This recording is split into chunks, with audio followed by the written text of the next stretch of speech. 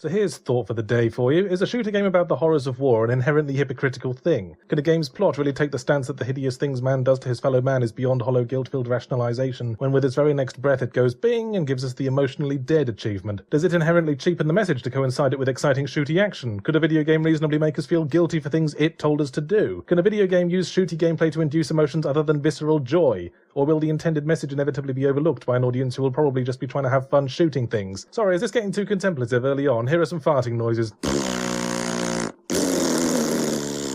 Spec Ops: The Line is one of those pleasant surprises that comes along every now and again, a video game story that really got to me, giving me genuine feelings of weariness, guilt, and actual physical sickness. Fun, fun, fun! I was all geared up for another gung-ho, nationalist, realistic, modern war, everyone behold my spunking deathcock shooter, and the fact that it was set in Dubai didn't help. If it's not Russians, it's gotta be Arabs, right? Although Dubai does probably deserve it more than most places. You know when a shithead wins the lottery, and immediately buys a frozen champagne sculpture of his own scrotum and a pack of Filipino slave boys to hold up his home shelving units? Well, if that person was a city, it would be Dubai. Only in this game, the analogy only works if the person then contracts hypersyphilis from Mars, because a massive sandstorm has totaled the city. When a distress message is received from a lone American colonel who stayed in the city to help the survivors, a Delta Force operative named Walker and his two pet NPCs are sent in to investigate. Now, since your two chums are a wisecracking white boy and a black guy who causes explosions, I thought they were bigging it up buddy-buddy bad company style-y at first, but my distaste for the glorification of the military deflated somewhat when I noticed the game sitting next to me saying, "Too right, fuck these guys." The game claims to be inspired by Heart of Darkness, the same story that inspired Apocalypse Now. That's rare, was my first thought, and my second thought was, wait! Did you assholes just spoil the plot? So we're going to find this colonel and he'll be ruling over the natives and be played by a fat Marlon Brando. And that's sort of the case, but it's not blanketly ripping anything off. Going back to what I was saying earlier, while fun is a defining factor of video games, it's not universal, because there are horror games that induce fear and depression for the emotional high. And Spec Ops: The Line could almost be classified as a horror game. You're trapped far from home, desperate to survive, and grimly confronted by the human heart at its darkest at every turn. Wait a second.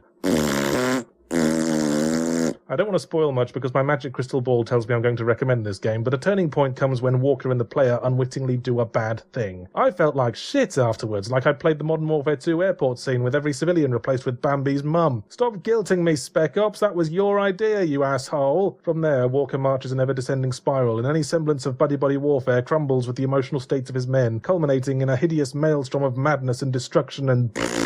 Alright, pardon me if I'm not feeling very funny about it. So you can see why the usual fast-paced cover-based shooting action seems to be trying to have the story's salty tear-stained cake and eat it. Headshots make people's entire heads explode, leaving a neck stump with a clean white bone sticking out like a blob of mozzarella on an incredibly poorly made margarita, and even does that Dead to Rights thing where the game slows down for a second to give you more time to appreciate how efficiently you're exterminating your fellow man. So the game getting all gritty and confrontational about it does seem a bit disingenuous after that. Maybe that's the point, to let you lose yourself in shooty excitement and then yank on the choke chain. But still, it's like if a lady broke into your house at night, took all her clothes off, squatted over your face while you slept, and when you woke up she chastised you for looking at her butt. I didn't even want to look at your butt, Spec Ops. You're the one who brought it up, and won't let me continue till I've shot all the rogue American soldiers coming out of it. After all that, the gameplay's not much to write home about at all. For the game's talk of being a tactical shooter, this apparently doesn't mean much beyond there are two drones hovering behind you that will shoot things other than you, and your ability to command them is isolated to a single button. Pointed at an entrenched group and your pet black man will grenade it. Pointed at a faraway enemy and your pet white boy will snipe it after he's finished completing the Daily Mail crossword. Pointed at anyone else and your lads will immediately run out into the open and die. And if you're already pointing your crosshairs at one of the many silly buggers on offer, then surely it would be more expedient to just shoot them yourself. I mean, unless you're out of ammo, or your dog is pushing his head onto your hand for a stroke. Actually, ammo is surprisingly scarce, but I'd sooner enlist my NPCs to run out fetching discarded guns with big neon targets painted on their buttocks than rely on them to take over the shooting. The other unique gameplay mechanic is using sand, but it's contextual as butts, and hardly worth mentioning. Enemies will obligingly stand in front of or under windows with sand piled up on them, and you can shoot them out if you're the passive-aggressive kind of Delta Force war criminal. But I'd still recommend Spec Ops: The Line for its story aspect, which has everything I ask for in video game story. Good pacing, coherent character arcs that drive the plot, and almost uniquely among realistic modern war games, you hardly kill any foreigners, with all the rogue American soldiers queuing up for bullets, which is nice, and that's the only context in which the word nice gets within the same star system as Spec Ops. In some ways, it's a rather grim exploration of the relationship between player and player character. Are we really in control of Captain Walker, or do we merely represent the last vestige of self-awareness in his increasingly damaged mind? As he railroads us into committing atrocities, now a distrust and fear of him grows in parallel to that of the men in his command, as he weakly tries to rationalize to both them and us until we feel as disconnected from him as the rest of reality, and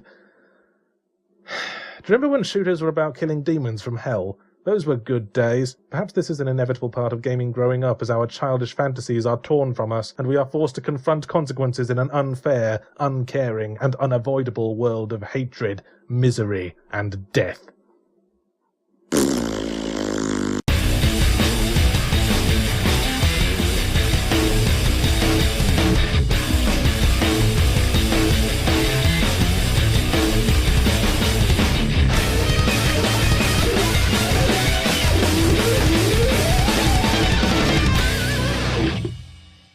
So the Escapist Expo is still in September and you should still totally come, but also in October I've got a second novel coming out. It's called Jam, and you can pre-order it from Amazon and tfaw.com.